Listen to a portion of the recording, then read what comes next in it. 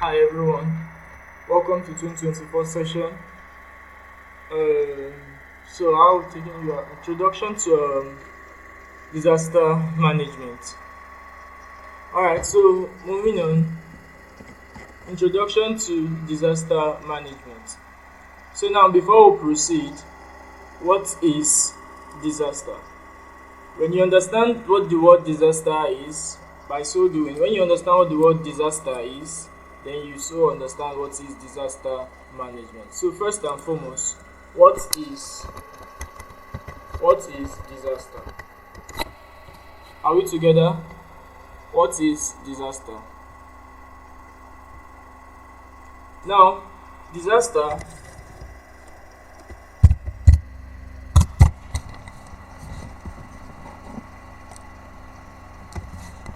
a disaster a disaster is a sudden event such as an accident or a natural catastrophe that causes damage or loss of life. Meaning anything that causes any sudden event such as an accident or natural catastrophe that causes loss of life is what? Is a disaster. E.g. earthquake, tornado, fire outbreak, and so on. But it even extends beyond that. So now, first of all, since we understand that now that the disaster is a sudden event such as an accident or a natural catastrophe that causes damage or loss of life. So now the next thing is what? What is management? Management. What is management?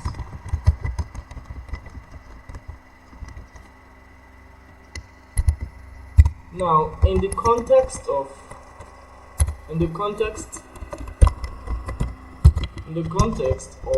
disaster management,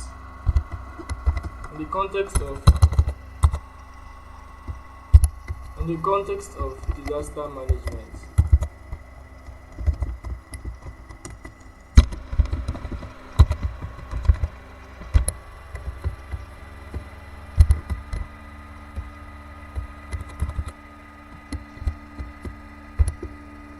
the word management means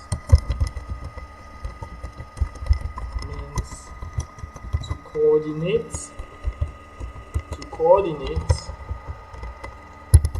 to control, organize, and mitigate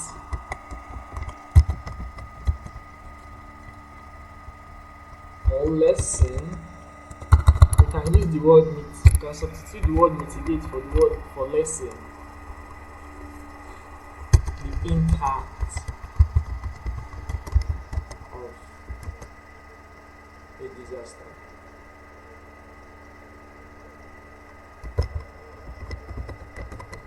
So the word management means to what? To coordinate, to control, organize, mitigate, or lessen the impact of a disaster.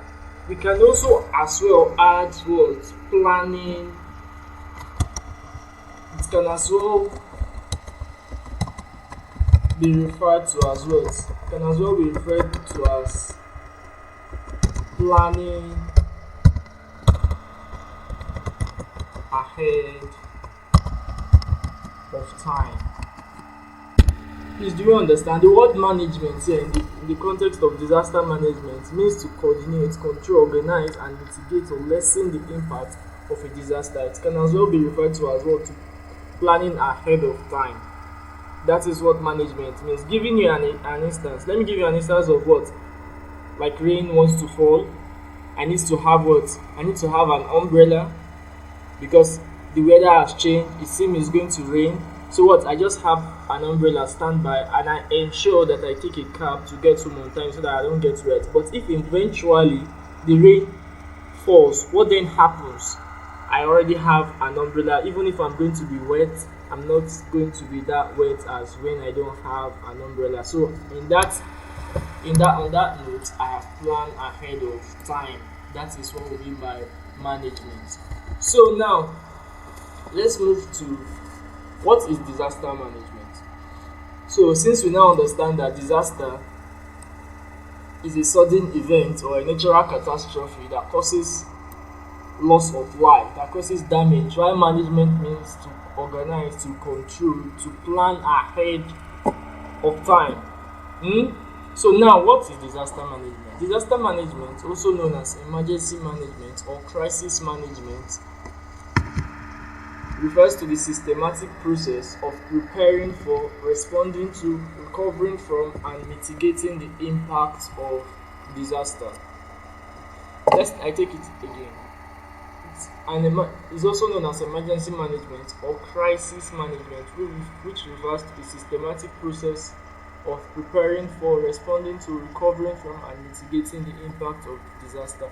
Now, let's dissect this one after the other in order for us to understand this very well.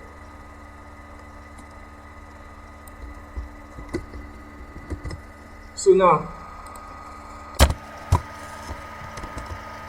he said it's also known as what? Emergency management. Disaster management is also known as emergency management.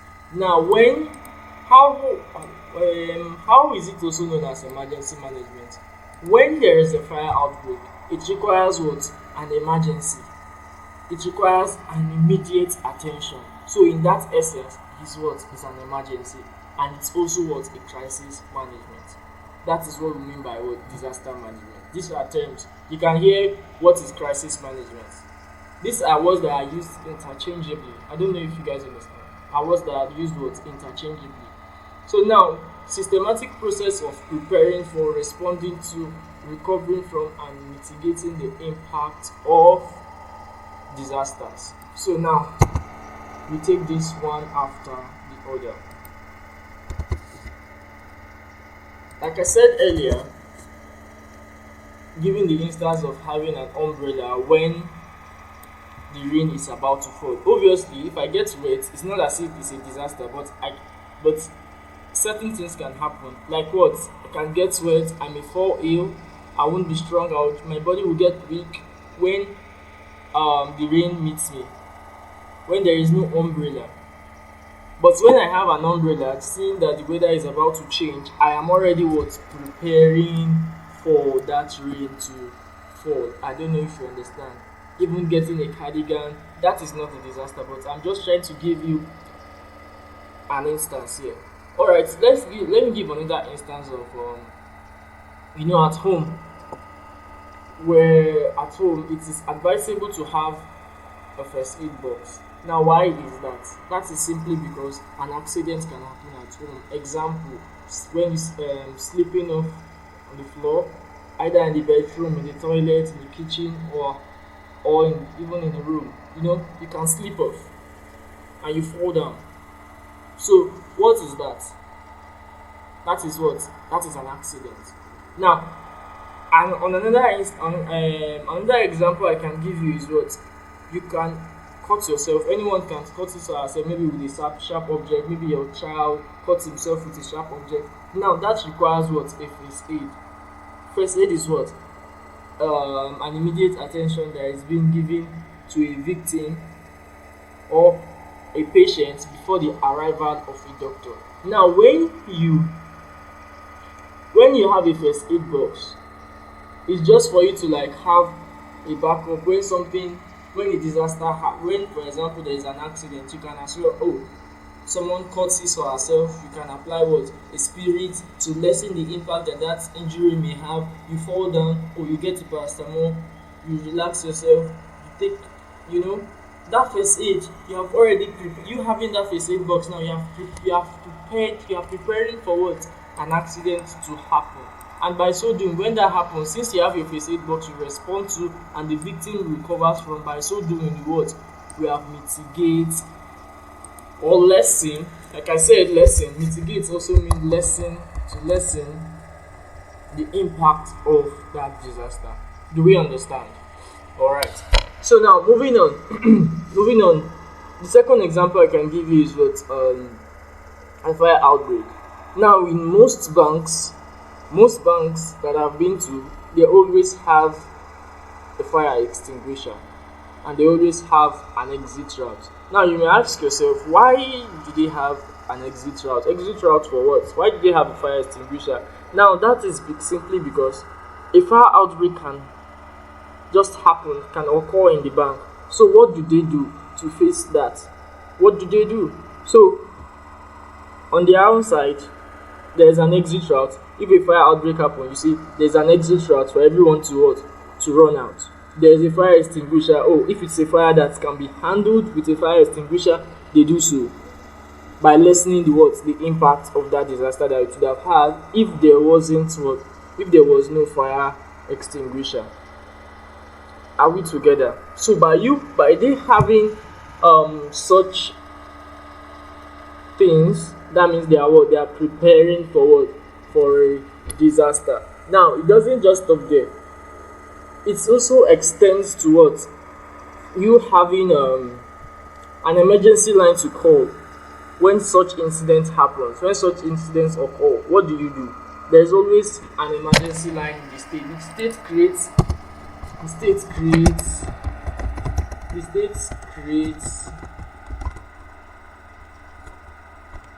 a body that attends to such emergencies. I'm just citing many instances for you to understand what we are trying to talk about here. Now, for instance, when a fire outbreak happens, obviously in every state they always have what? A fire the fire service, the firefighters line, either 112 or 10 or 101 or 101, or there are lines to call, emergency line that is just that, oh, we're having so fire outbreak in an area. Oh, please, can you just quickly come? What's the location? What's the date? Then before you know, there's a response. Now that body that the state has created, that firefighter that has been created by the states, they are aware that such things can happen, so they prepare for what? For a disaster. Now they get personnel, train them, make them understand, oh, this a fire outbreak can happen. Oh, when such happens, these are the personnel that we need to what? To respond to such situation. Do you understand? Good. And by so doing, we mitigate and lessen the impact of a disaster. Now the last example I'm going to give is what? Is when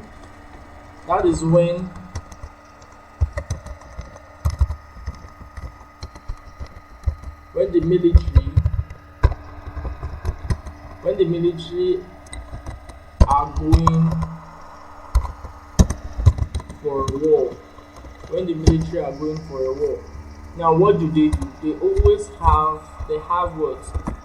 They always have a medic among them.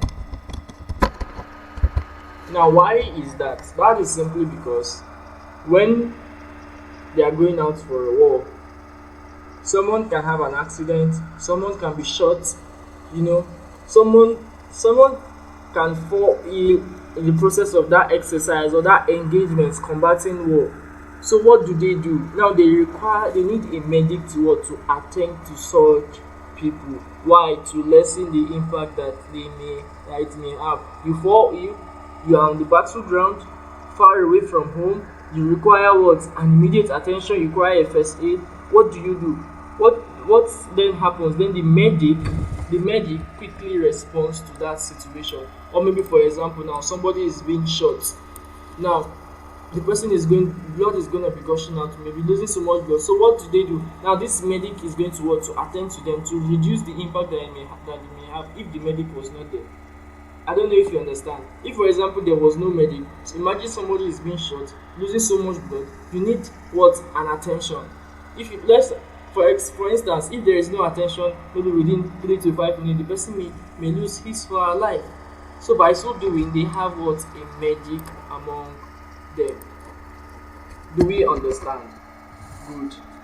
So now that is emergency management. You planning ahead of time, you preparing for a disaster. By so doing, you respond to when it eventually happens, and then you recover from, and by so doing you have mitigate and lessen the impact of the what of the disaster.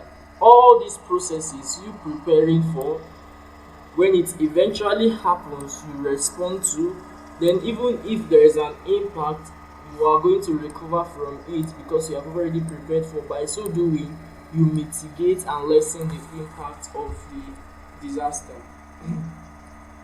Do we understand? All right. So now, in the context of Nigeria, where various natural and man-made disasters can occur, disaster management is crucial for minimizing the loss of life, property, and resources. Now, of course, obviously, natural and man-made disaster. We know what natural and man-made disaster are. Example of natural disaster are what? An earthquake, tornado, landslide, drought, and so on. That is what? That's a natural disaster. While man-made disaster, fire outbreak is what? Is an example of a man-made disaster. It's an example of man-made disaster. So in Nigeria, all this is being needed to is are crucial for minimizing the loss of life.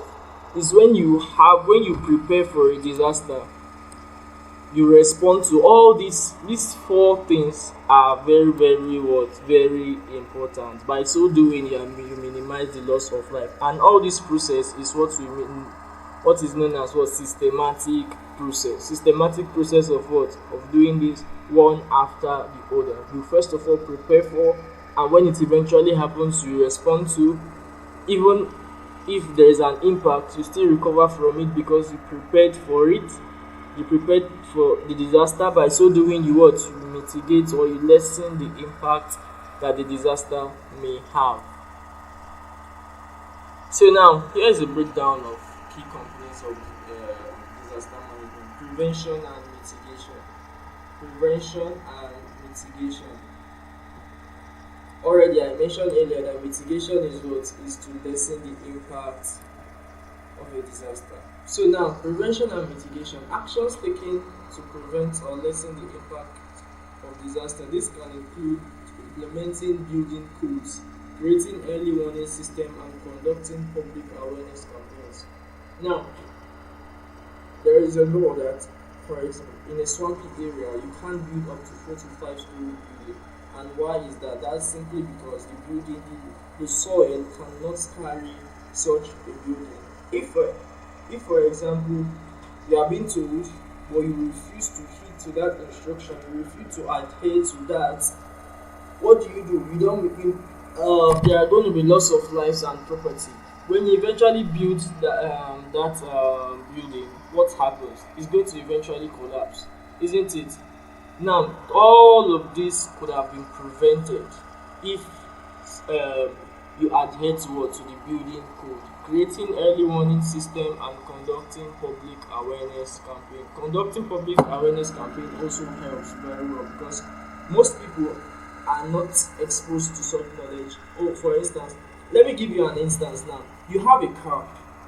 It is being advised that every morning you apply water you put water on your car, you check the engine oil, you make sure the fuel is gauged, you make sure the car is in a good condition before taking the car out.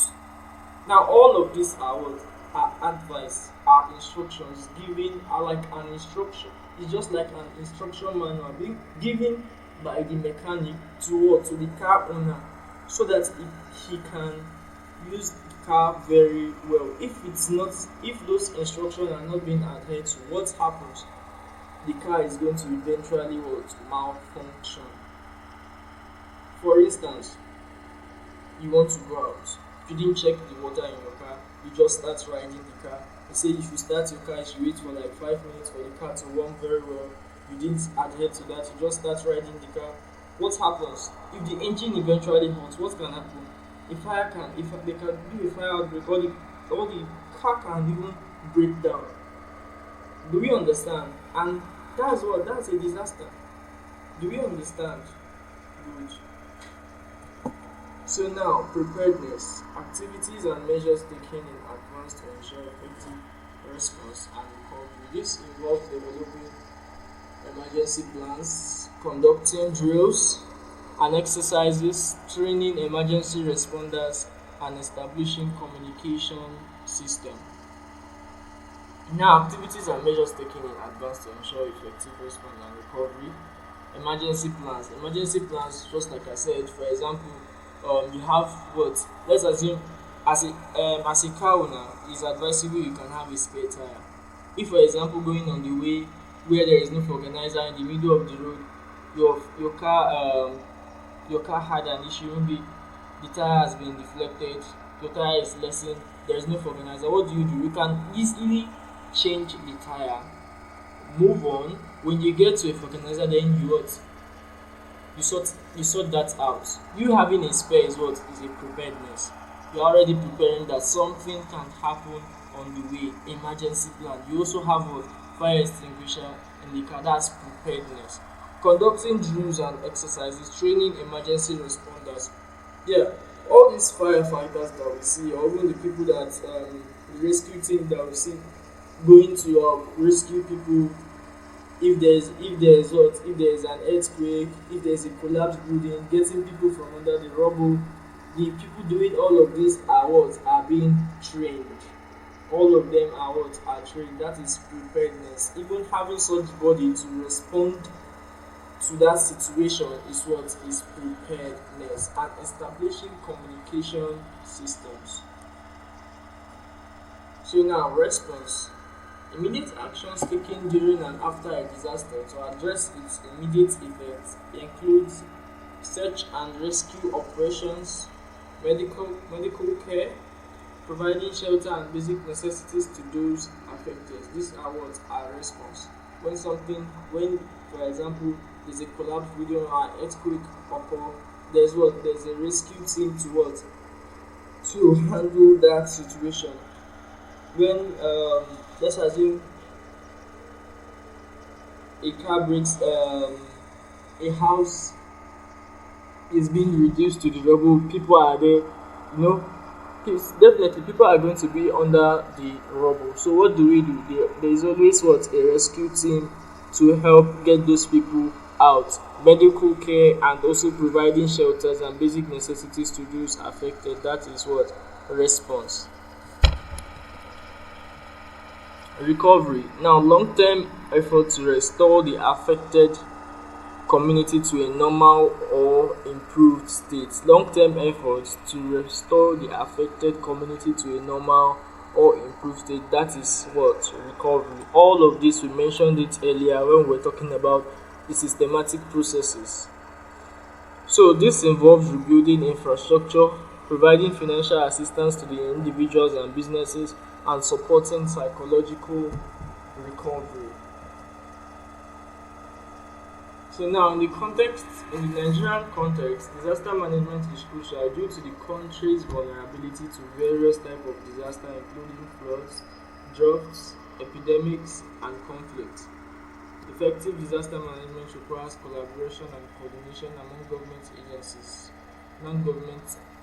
non-governmental organizations, the private sector, and the local communities. Of course, there's need for collaboration for effective disaster management. I don't know if we understand. What I want you to understand very well is that the systematic processes we talked about here, these 4 systematic processes, are very crucial in understanding what the word disaster management is. Do we get? All of these are important. We still explained it. I gave you instances of what? I gave you instances of at home. I gave you instance at home where you could have a cut, you could slip off, there could be an accident at home. How preparing for having a first aid box. I gave you instances of what? A car owner having what? A spare tire. If, for example, your get less in the middle of the road. They gave instances of what of the military going out for operation, combating war, which they require medic to prepare for, respond to, recover from, and by so doing, we mitigate and lessen the impact of disaster. Do we understand? So, by so doing, when we understand all the systematic processes very well, then we can comprehend what the term disaster management is. Okay, so it's important to note that disaster management is an ongoing cyclical process that involves continuous assessment, planning, and improvement based on the evolving natural risks and vulnerabilities. Of course, every day we keep um, researching. When something occurs, for example, during the COVID-19, what happened? People kept researching. Oh, the use of nose masks, distance. We lost a lot of people died during that epidemic. Actually, that was a disaster. You just shaking someone that is infected with what? With the virus, you get infected. The droplet touch you, you get infected. You and so on and so on. So it was when there was now what? Sensitization, there was an awareness to the masses, there was a lockdown. Even in the banks, in the marketplaces, there's a social distance. By so doing, we reduce and mitigate the impact of what? Of the virus. I think this is the best example to explain what disaster management very well. And when someone gets infected with the virus, what happens? There is what? There is a center for taking such people to stay. After some times, once they are free from the virus, then they can be taken back home. So this is an ongoing cyclical process that it requires continuous assessment, planning, and improvement based on the evolving nature of risk and vulnerabilities. Alright, so disaster types. Nigeria is susceptible to a variety of natural and man-made disaster. The word susceptible here means is vulnerable to a variety of natural and man-made disaster. Some prominent types of disaster are floods. Nigeria experiences seasonal flood, especially during rainy season. Heavy rainfall can lead to river and urban flooding, causing displacement, destruction of property, and loss of life. A house, houses that are like this happens more in the what in the rural areas where houses you see houses, especially those houses that are very close to the river. You know, when rainfall, the river gets full and what, and there is drought, and water enter houses. Loss of life. People even die due to that disaster, lose their property, and so on. And so on. So that is that on floods. So drought. Certain regions of Nigeria, particularly in the northern part, may face drought conditions. Prolonged period of water scarcity can impact agriculture, leading to shortages and economic challenges. When there is no water, you have cattle, you have animals that needs to feed. There is no water for them to drink. Even animals that are being used for farming, there is no water. So that affects what? That has a very big impact on the farming, on the agricultural system. So epidemics and disease outbreak. Nigeria is prone to disease outbreaks such as cholera, malaria, and other infectious diseases. Epidemics can strain healthcare system and lead to significant public challenges. Sorry, excuse me.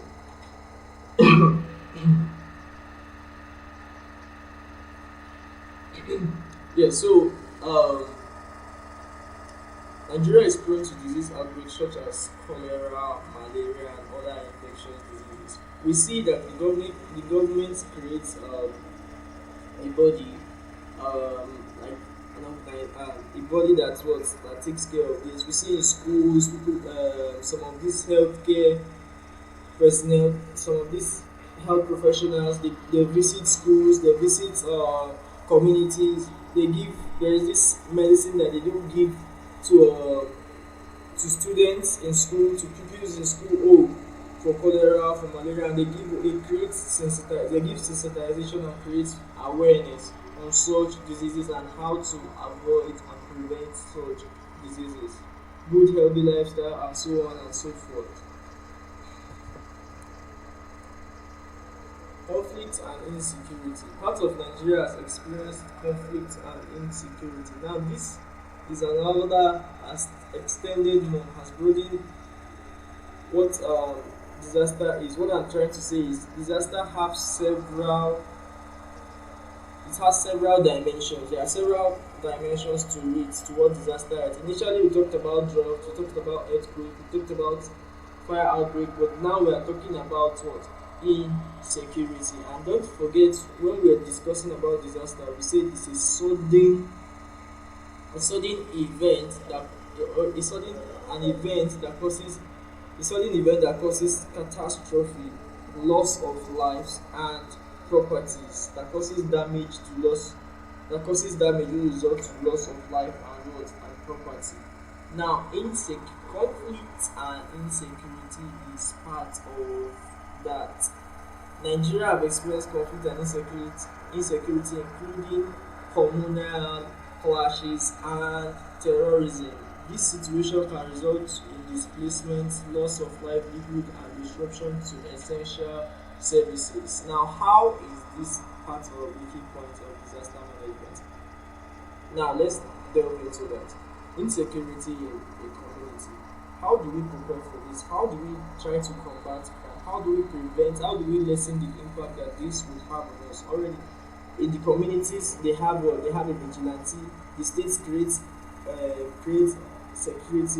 security, a lot of security agencies like the DSS, the the police force, the Nigerian police force, the Nigerian army, the Nigerian navy, the Nigerian air force, and so on and so forth. Why? To combat crime.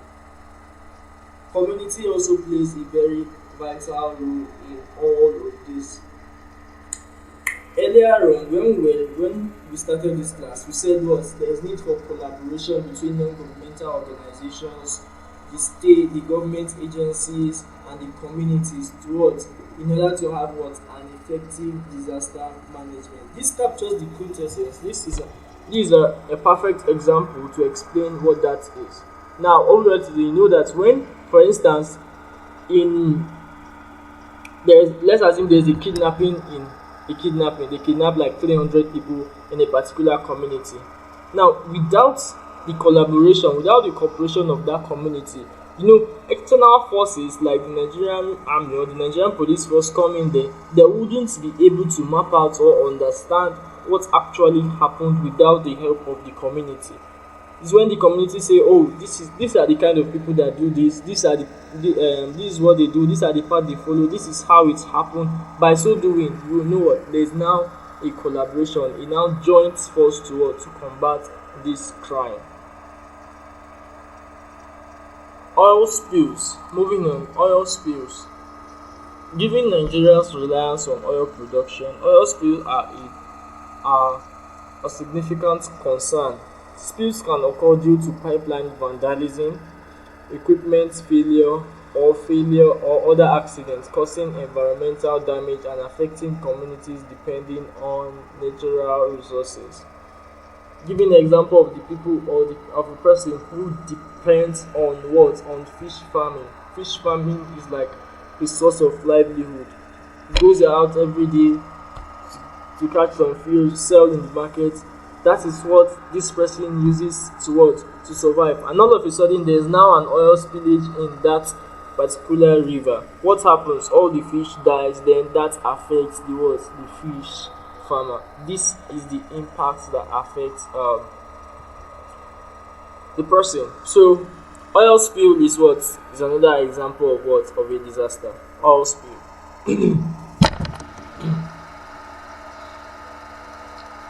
Fire incidents.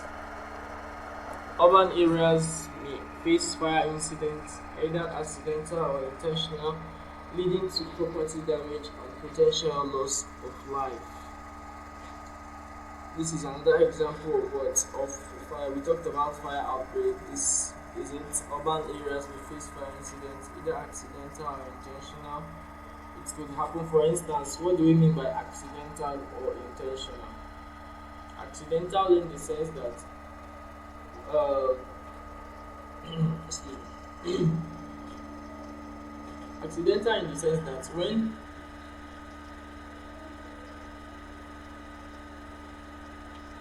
accidental when there's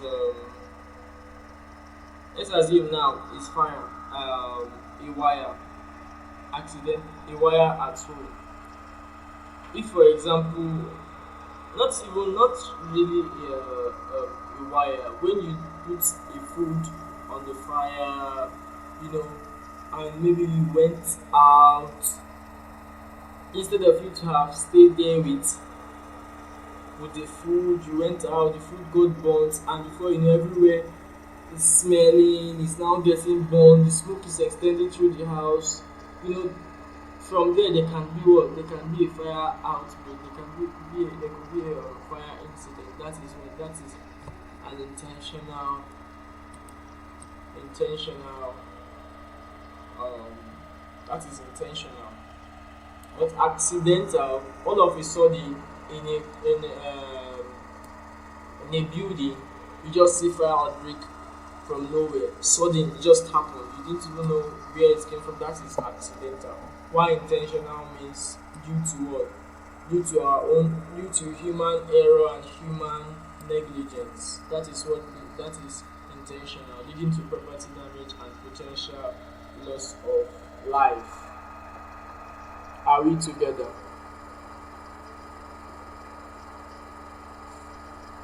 Some regions in Nigeria are vulnerable to desertification, which can impact agricultural productivity and contribute to environmental degradation. Now, what do we mean by this? What do we mean by um, desertification?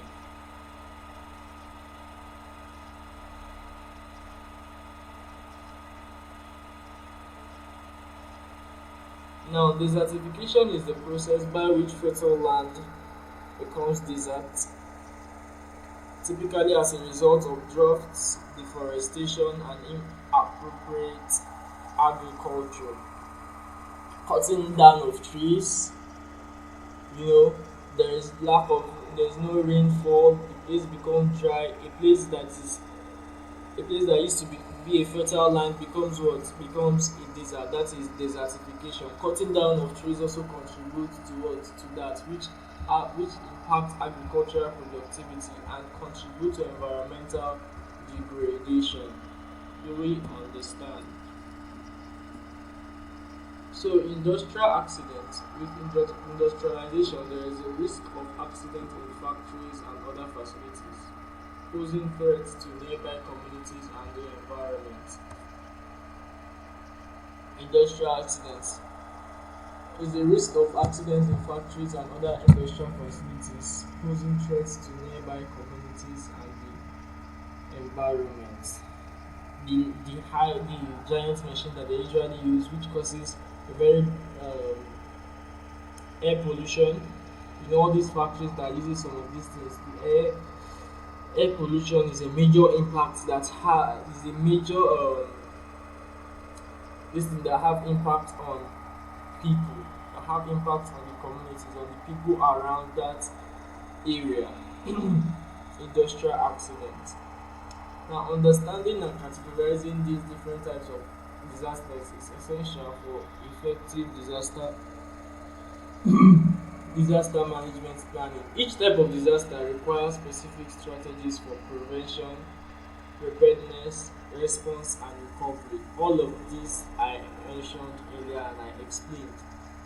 Each type of disaster requires, obviously, they require all this systematic process: preparedness, prevention, response, recovery, all of this, and by so doing, you mitigate and lessen the impact of what of a disaster. So it's important for authorities, communities, and relevant organizations to collaborate in developing comprehensive disaster management plans that address the unique challenges posed by each type of disaster in the Nigerian context. For instance, oil spill. The government needs to do what? Needs to stop and curb this what? Pipeline vandalism. Effective materials are required. If, for example, there is a leak in, what happens? There could even be what? An explosion. Such can lead pipeline vandalism, lack of effective materials, there is a leakage. All this can lead to what? To an explosion, which results to what? Loss of life. So, government should create a body. Government needs to what? Needs to curb such. Why? To prevent the loss of lives. Effective disaster management planning. Do we understand? So now, natural disaster and emergency construction. We move on to natural disaster and emergency reconstruction. Now, natural disaster often results in significant destruction and require emergency reconstruction. Often results in significant destruction and require emergency reconstruction effort to restore affected areas to a functional and resilient state. It's a multifaceted process that involves rapid response, recovery planning, and the implementation of rebuilding initiative. When uh, when a community is being affected either by droughts, um, earthquake, or disaster, so government was needs to create the government needs to create an emergency reconstruction to restore affected area to a functional and resilient state.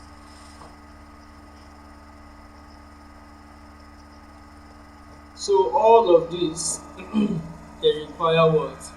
They still require this systematic process here that we mentioned, this prevention, preparedness, response, and recovery. By so doing, when we understand this very well, that helps in what? In effective disaster management planning. And by so doing, we mitigate and lessen the impact of a disaster. Do we understand? Alright, so some key consideration in disaster and emergency reconstruction is rapid assessment. Immediately after a natural disaster, conducting a rapid assessment is crucial. Meaning, when an incident occurs, the next thing is a rapid assessment. What caused this? How did it happen? What time? How? All of this information is being required to prevent such incidents from happening again. By so doing, to prevent such from happening again, and even if it's going to happen, it's going to be minimal because what? It's going to be curbed. There's going to be what? There's going to be a team that's going to, like, if such is going to happen, we have what? A standby team that is going to what? Like a rescue team, like the firefighters, for instance, like, like a security, like like the pipeline, this thing, the pipeline vandalism we're talking about, the leakage, the ineffective materials. How do we do? So they need to what? They need to be a security on such. They need to stop most of this, otherwise this results to what? To a disaster. All of this require what? A rapid assessment.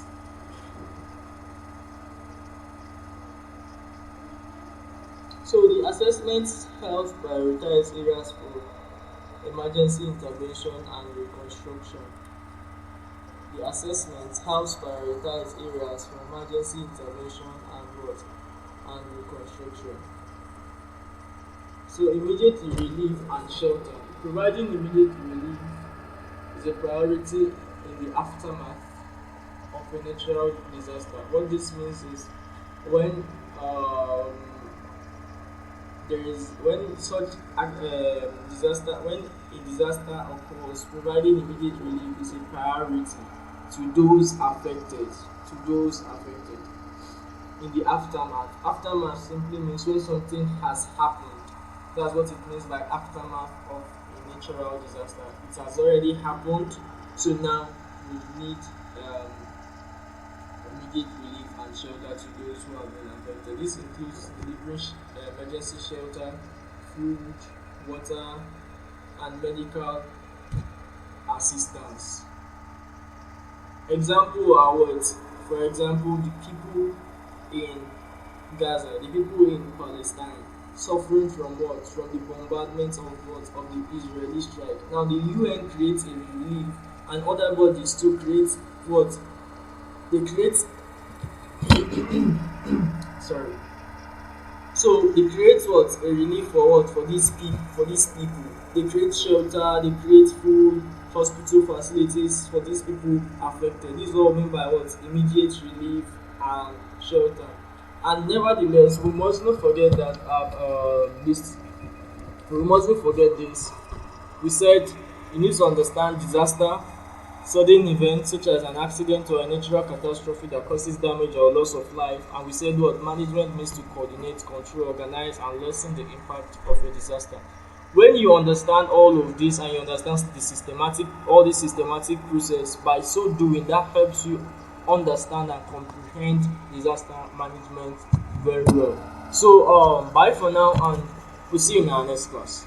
Thank you.